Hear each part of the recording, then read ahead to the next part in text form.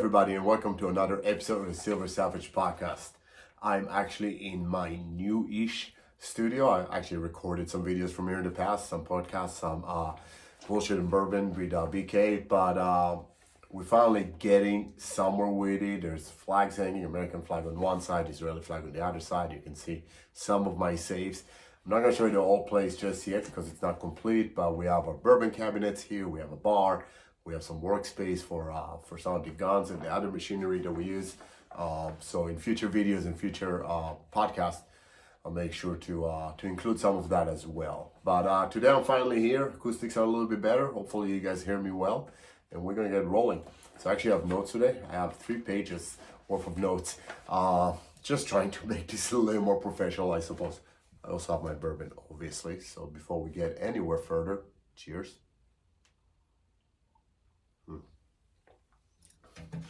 Maker's 46, for those of you that are curious. It is my go-to. Maker's in general, I love, but 46 specifically. And once I found out the story of why it's a 46, I liked it even more. And if you guys want to find out, either Google it, ask Siri, Alexa, whoever else is listening on your house, or send me a DM. I'll be more than happy to answer that question. But anyways, so today is actually the first in a series of 3 videos I'm going to do. And this is a result of a video I dropped recently when I talked about evolution and specifically acknowledge some of the changes we're doing in our self-defense system. So people were asking about more information about our self-defense system in general. And then questions kind of followed. And these are questions that we've been getting for years about what are some tips that we can provide in terms of training for all you savages out there.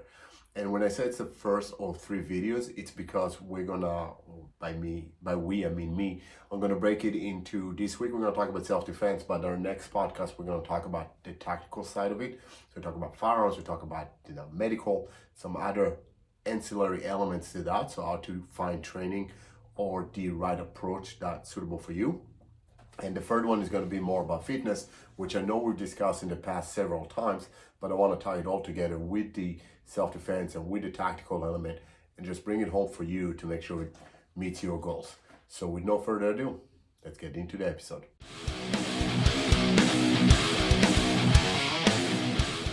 All right, so I'm going to be honest. We're going to talk about self-defense today, and I'll be remiss if I didn't say that I'm going to give you all this spiel and all these points to consider. But honestly, if you are local to Maryland and specifically to Anne Arundel County, Annapolis area, come and check out Masada. I mean, there's no better place, period.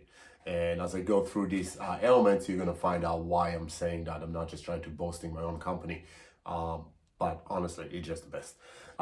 With that said, though, I understand that not everybody is capable. A lot of our listeners actually are not from Maryland, so I'm super proud of the fact that our podcast has a greater reach, but that obviously will prohibit you from coming and taking classes by us.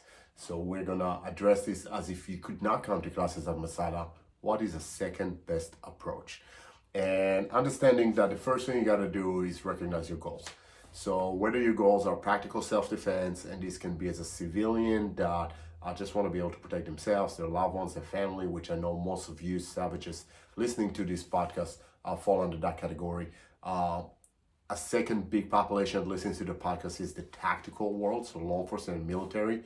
So they also need a practical defensive tactics system that will be suitable with not just their mission, but also with regulatory needs for policy sake and legal sake. So that is one element of why you want to train, right? The practical side of it. Some others want to go into the competition world and the sport arena. So whether we're talking about traditional martial arts like Taekwondo and point sparring, or you want to go the mixed martial arts element and get in the ring or an octagon and check out your skills against other people. The difference is the existence of rules, right? So when we train for sport, there are rules, there are boundaries we have to stay within, where when we talk about practical self-defense, those boundaries go out the window, right? In a practical self-defense situation, my only rule is to win that fight because my life depends on it, the life of people that I love depend on it. So those rules just go out the window, right? And the third reason why you may want to look for a self-defense or martial arts school is because you are into that old Zen samurai code and you just want to learn either traditional karate like Shotokan, or I don't know, you want to wear a ninja suit and drop smoke bombs and throw shurikens, and that's perfectly fine if that's what you want to do. But I'll be honest, if that's the direction you want to take your training, you can probably stop listening to the podcast right now, because we're not going to be addressing any of that today. Today it's going to be more towards those that want the practical self-defense application. So once I realize my goal, the second thing I need to recognize is my body's limitation, because that's going to gear what training I'm looking for. If I am of a certain age group, if I have physical limitations that prohibit certain movements, right? There's some styles that will require different mobility than others, right? So some styles require fancy kicks, and if I'm not flexible or have knee issues or back issues, that may not be suitable. If you decide to go the jiu-jitsu route, which you're going to talk about in a second, if I have soft tissue issues, sometimes that may be a hindrance. Now, not always, because you can work around some of those, but I need to understand what my body is capable and not capable of doing, and find a system or a style that complements that. And I'm not trying to fight myself, which would either get me discouraged, a huge amount of disappointment, or lead to injuries, which we obviously, if I can't train because I'm injured, then I miss the point, and that's not helpful to anybody. Not to me as a practitioner that wants to learn the skills, not for the schools that try to teach me. So understanding what my body limitations are, and then following that track into which style or system I want to learn, certainly without a lot of benefits.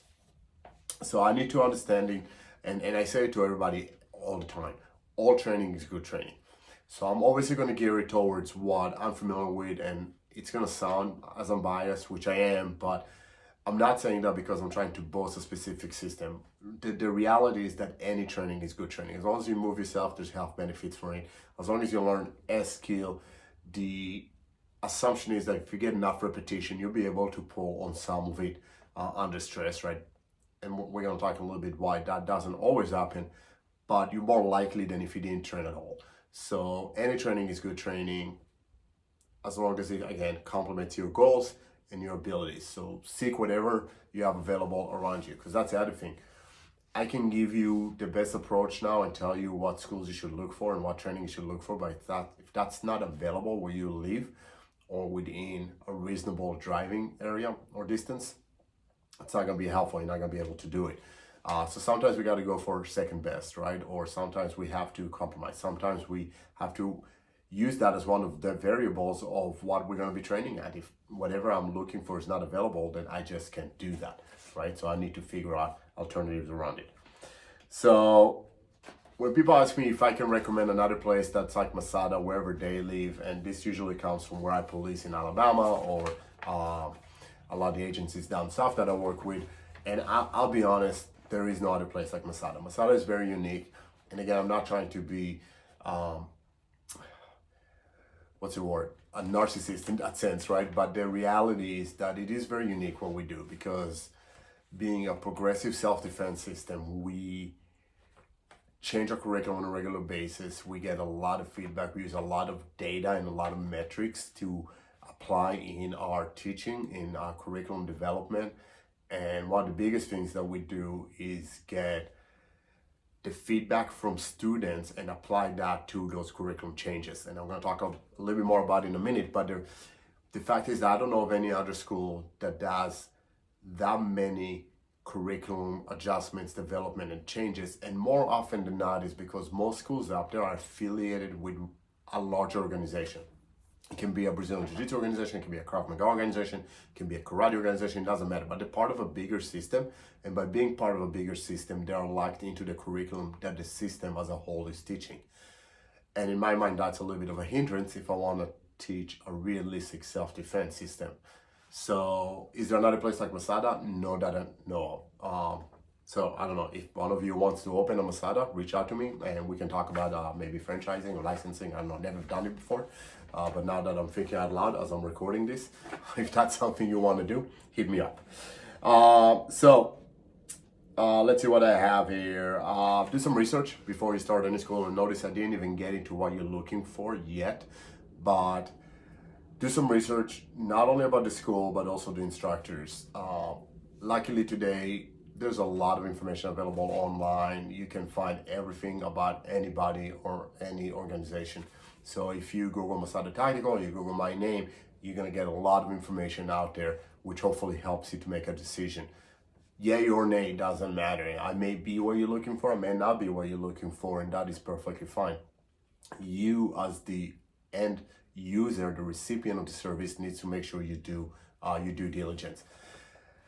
What I always like to remind people that not everybody that was a special operator or I don't know, a world championship in mixed martial art necessarily makes them a good teacher, and not everybody that's a good teacher has that real life experience. So whichever route you want to go, you want to find a person that has both, and those are rare and don't come often. So you really want to make sure that you do your research. The best way to do it is try the classes.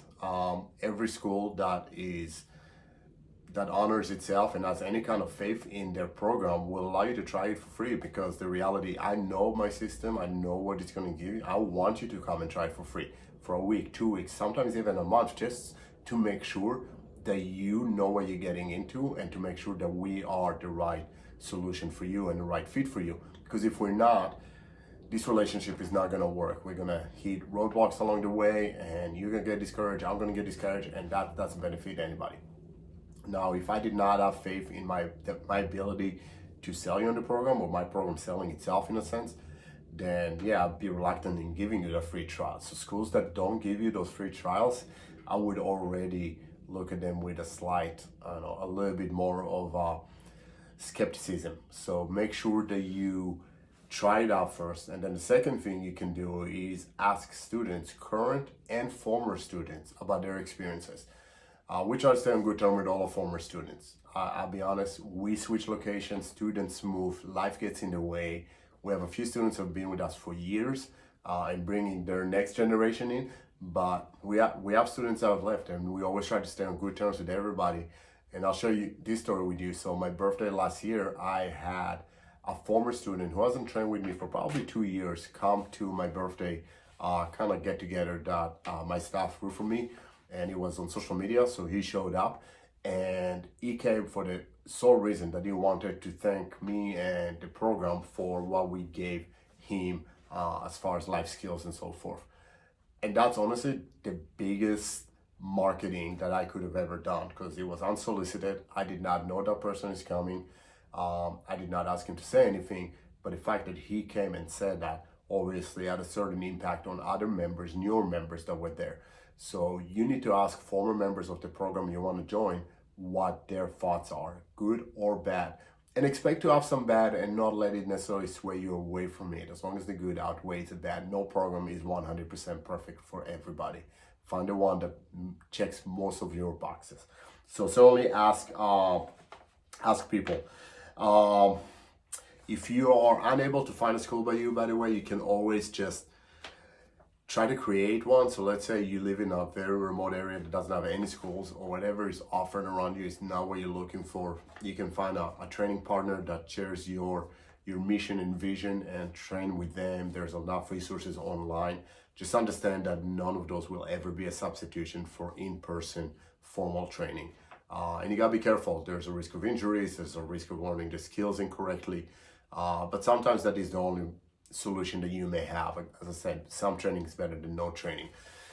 Just be careful with this one specifically, because I say some training is better than no training unless you're training the wrong way with the wrong stuff. And that gives you a false sense of security because you think you know the skills when you actually do not, or you get injured in the process, as we mentioned, and that's not beneficial either. So just be really careful with that one. It is an option, but it's kind of like the bottom of all the options before I go into, okay, I'm gonna do this on my own type of route. So we talk about not all instructor the same. So now let's talk about the actual training, right? So this is for practical self-defense. As I said, if you're looking for traditional martial art because you want to be in a gi and you like the Zen component of it and you like the structure and the formality, and I'll be honest, I love traditional martial arts. I came up traditional martial arts. I practiced Shotokan karate and Kyokushinkai karate for a while. I love them all. I love judo. There's a lot of benefits to those. I just have to know that may not necessarily work in a real fight. And as long as I'm comfortable with that and that is what I'm looking for, then that's great. But today's conversation is going to be geared towards the realistic self-defense for, Joe Schmo on the street, for that soccer mom that is sometimes by herself with kids at the supermarket and worried about the state of society nowadays. Crime is on the rise, right? And we just want realistic skills. So because we're looking for realistic skills, the first thing that we want to look for in a program is, does that program keep it real, right? Do they allow you to train in street clothes? So the only thing that we ask our members to do, and we're not even that strict on that, is come in military or BDU type pants. And that mostly for safety than anything else because they're a little more rigid. And as I'm going to discuss in a second, we train in the element. We're not necessarily on a mat. Actually, we don't have one martial arts mat in our school. Even our matted area is actually horse or stall mats, right? Like what you see in the gym. So if we're going to be on the ground for whatever reason, or crawling or doing whatever for warm up, then I want to make sure that you're safe. And those BDU type pants just have a higher potential of keeping you safe. So just, make sure that the program you choose is realistic in that nature. So that is one. If you train with equipment, so if you come from the tactical world, either law enforcement or military, does the school allow you to train in your gear, right? Duty belts change your balance. They change the way your body moves, right? Certainly a kit on your chest, all that weight and the tools that you have on you, mobility is different. So every so often you want to be able to train in that. At Masada, and I almost want to be apologetic about throwing it out there so much, but the reality is it is the best program out there for this reason exactly. We have two unique classes. One is Havoc, which is a fitness class done in tactical gear. So it's for those tactical athletes such as myself that compete in tactical games or something similar. The idea was to give them a CrossFit type workout, so a circuit type workout with the gear so they can still practice maneuvering around it. And we use laser markers so we can actually present rifles and pistols in a safe environment. But it allows me to train in gear that most gyms would not allow me to. The other class is called Mayhem. It is a self-defense class for the concealed carry population. So people come with a holster, with a pistol. We obviously use, again, training laser markers or substitutes. But now when I do a self-defense skill, first of all, that gear is on me, so weapon retention is always an issue. I don't want to lose that gun. I got to make sure I move a certain way. I got to be aware of it. And then that's another tool on me that I can use at a certain point if I choose to do so. So how many schools allow you to train with that gear? If you carry a gun, either as a civilian or as a professional, do you ever train with that tool on you? And if you don't, should you evaluate that and evaluate the training program you belong to? Because that is going to be part of your reality, and training without it, does that actually set you up for failure? The other thing is, listen, the environment itself. So my gym is 2,000 square feet. Most gyms I know are about that same size, matted rooms, right? Big open spaces. That's not realistic in terms of where we get into a fight. Do you ever take the fight outside? Do you guys ever train, or that school that you're looking into, do they ever train in a parking lot? Do they ever train in a vehicle? Do they ever train in a confined environment like an elevator, right? We do all of those because that is realistically what's going to happen. And if I just have you feel comfortable in a skill in a big open space, and then the one time you have to use it, that space is not as accommodating as you used to, then is that going to be a wrench in your plan, and would that set you up failure again? So does the school allow for that? And again, we're talking if you're looking for practical self-defense, that's one of the elements you want to look into, right? Do you guys train on pavement? So I'm saying that because my next point of discussion will be specifically about Brazilian Jiu-Jitsu. So I'm going to refer to it as BJJ for those that know it. Brazilian Jiu-Jitsu, arguably the fastest growing martial art in the country, if not in the world. And for a good reason. It is a phenomenal martial art. And nothing that I'm going to say is ever intended to knock on BJJ or any other style out there. Just to be clear, I personally practice BJJ. I've done it with a few very good instructors, very big names in the Maryland area, and some of them nationally and internationally. And when we wanted to develop a ground curriculum for our system, which historically did not have one, we borrowed on BJJ. We borrowed skills that work for grapplers. If they already have skill, why would I reinvent the wheel in that sense? But this is the difference. If I know that if I'm realistically may get into a fight on pavement, Do I train on pavement? There's a reason we use stolen horse mats in our gym and not regular mats. They're a little bit closer to the rigid environment we're going to be on. Do you ever grapple against multiple attackers? Do you ever grapple with weapons around, especially edge weapons, right? So BJJ is great, but there are rules and it is very technical and it makes you feel comfortable going to the ground, which from a self-defense standpoint, it's not something I want to do. I always want to be on my feet because I want to have the opportunity to disengage, transition to another tool, or run away potentially. And if I'm comfortable to go on the ground, I'm going to try to take the fight to the ground. And that may actually put me at a disadvantage because remember, I know nothing about my opponent. I don't know their training levels. I don't know their capabilities. I don't know what tools they have on them. I don't know the level of motivation. And if I just locked myself down to being on the ground with someone, did I just put myself in a bad position potentially? And again, BJJ is great. It will teach you how to be aware of your body. It's a completely different type of conditioning. So certainly I advocate for that. And it will give you skills on the ground because there is a good chance that you may end up on the ground. You either slipped, you fell, you were taken there by somebody else, right? So having a skill set on the ground is important, which again is why we incorporated BJJ skills into our system. But if you do strictly Brazilian Jiu-Jitsu and you're looking for a self-defense program, you should really ask yourself if that's the right solution. There was a trend, there still is. Army combatives, the US Army combatives is very much Jiu-Jitsu based. The Marine Corps McMap has a lot of Jiu-Jitsu based skill in it. The Gracies, phenomenal lineage and phenomenal practitioners, but they have a program for law enforcement. And again, if I try to take law enforcement officers with a duty belt to the ground, is that the right approach? Are they going to be able to roll with all that gear on the same way they do when they don't have the gear on the mat? And there's plenty of videos out there showing police officers getting their asses into them, or worse, one of them was trying to put a subject in an armbar because he knew jiu-jitsu and felt comfortable with that, while the subject is stabbing him and the officer ended up dying. So again, not to say it's a bad skill set, I just have to be able to compartmentalize and realize in what context it's correct and in what context not so much. So just be aware of that when you are considering styles, right, or schools. Is there any scenario based training? So when you learn skills, do you put them in context? Krav Maga is big on doing a lot of stress inoculation drills, but even Krav Maga per se doesn't necessarily do a lot of scenario playing. So a lot of schools out there do, and I want to mention that our school is not the only school that does it, but we have people come sometimes in their office clothing. So ladies would show up in heels and a skirt, and men would show up in suits and tie. And like, okay, let's do self-defense now because this is realistically the way you dress. Let's do it outside and mimic you being at an ATM. Not that anybody stands on an ATM anymore because it's all drive-through. But anyways, right?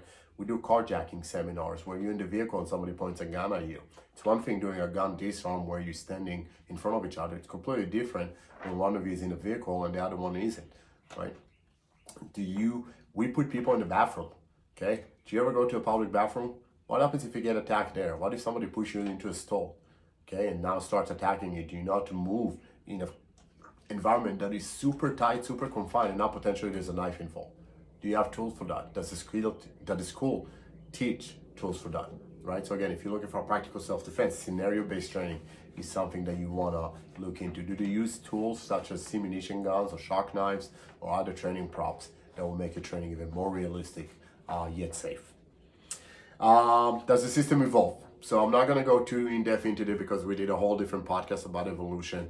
Obviously, our system evolves all the time. We're very fortunate to have a lot of feedback from our students, being law enforcement, nurses with the hospitals we work with, or civilians, and having them share that feedback with us and allow us to keep evolving as needed.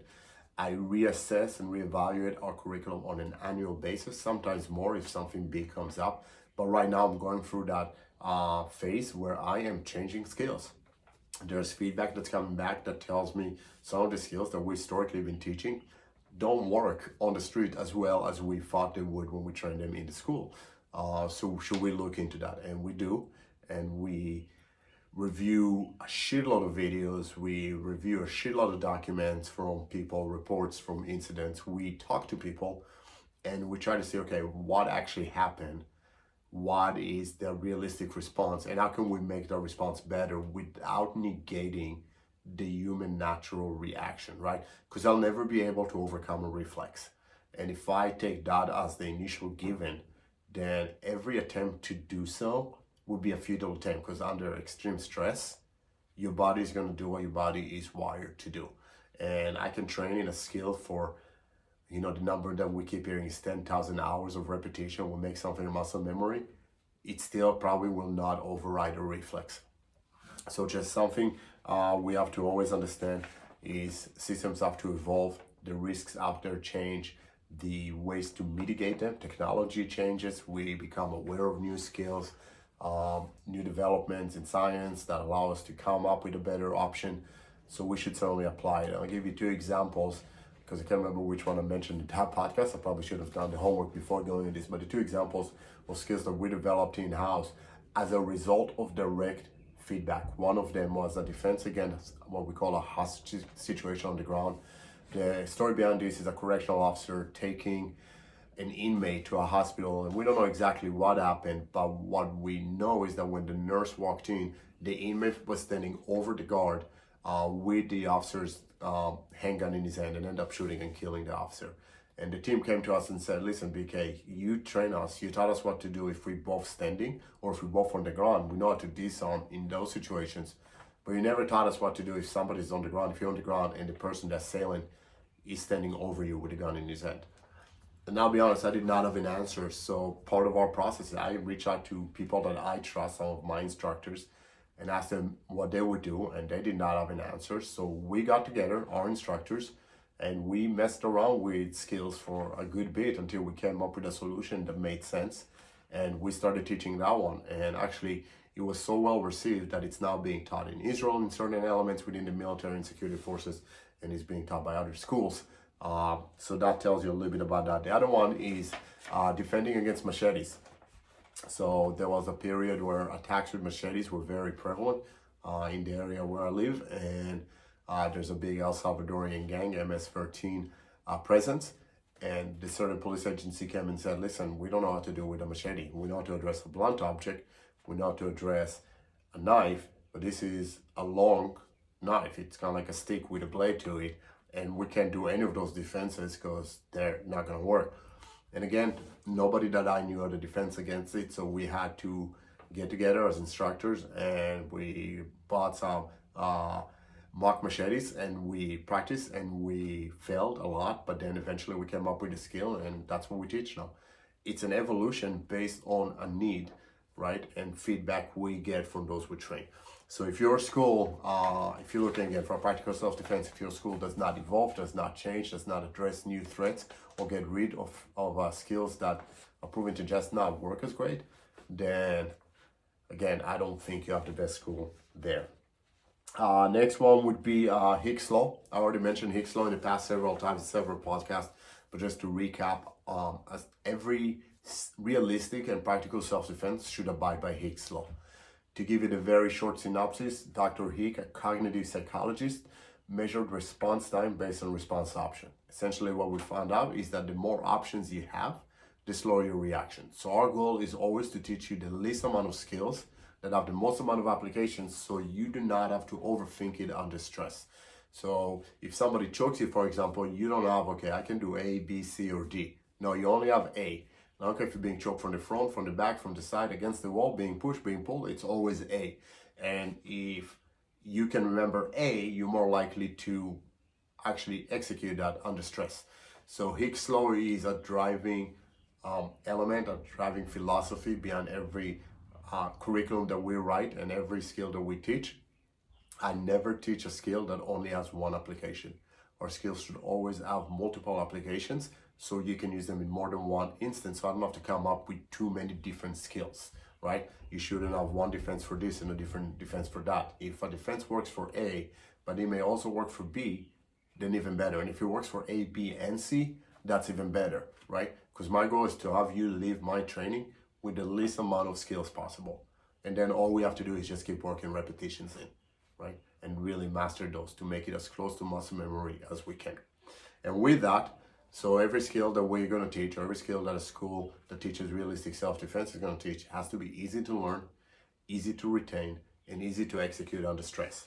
And that is probably the biggest challenge, because schools and instructors specifically, they get exposed to a lot of variables, a lot of different techniques and skills. They go to seminars, they talk to other people, and they get excited and they want to add this and add that. And some of the skills are complicated, right? Again, using jiu-jitsu as an example, jiu-jitsu has some very technical moves, and a real fight is not a compliant partner on the mat. It is dynamic, it's violent, it's aggressive, and the other person is not going to allow you to do the skills that you want to do.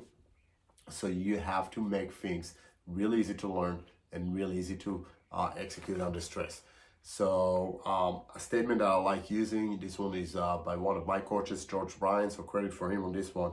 But he says, and he uses this in terms of marketing and in terms of leadership, but I'm going to apply the same thing in terms of teaching self-defense, and that is, your message is only as effective as the ability of the recipient to understand and implement it. So verbatim, that is it. Your message, okay, so whatever skills you teach, is only as effective as the ability of the recipient, your student, to understand it, so to learn it, and to implement it, being to execute it under stress. And if the skill does not match that formula, then that skill is void, because it's not going to work. So again, when you go and evaluate a self-defense system, when you look for a school, you want to keep all these things in mind. Again, the credibility of the school, the credibility of the system, the credibility of the instructor, the environment in which you train, the scenarios they play, and ultimately, and probably most importantly, the skills they teach. Are they relevant? Are they applicable to you? Are they changing? Are they simple? And will you be able to actually use them? God forbid you ever needed to. So I'm going to stop here, just so I don't make it too long, because obviously I can keep talking forever about this. I have a few more points, but I'm going to leave them for a future podcast. But I want to encourage you guys to do, though, if you took anything out of today's podcast that helped you, or if you have any questions, please direct message me. I did it on Instagram. I always post it on my personal Instagram, on Masada's Instagram, and on the Silver Savage Coaching Instagram, which are the three main platforms I use. But please use the BK Battle Ready, so that's the handle, BK Battle Ready, all one word, Instagram, to send me a direct message and ask me the question, or give me that feedback that you thought of after listening to this podcast. Also, I want to make sure to again encourage you to subscribe, to share, to leave us a comment, and for fuck's sake, can you please leave us a review so we get a little more exposure with this podcast. And that's it. I'm gonna do a little. Actually, that's not it. I have one more thing for you. I want to do a little promotion. So if you guys don't mind helping me, share this episode, tag other people, and tag us in it. So again, you can tag Silver Savage Coaching or BK Battle Ready. And at the end of the week, I'm gonna pick someone and send you a little Silver Savage care package with some goodies that we put out, some of our products.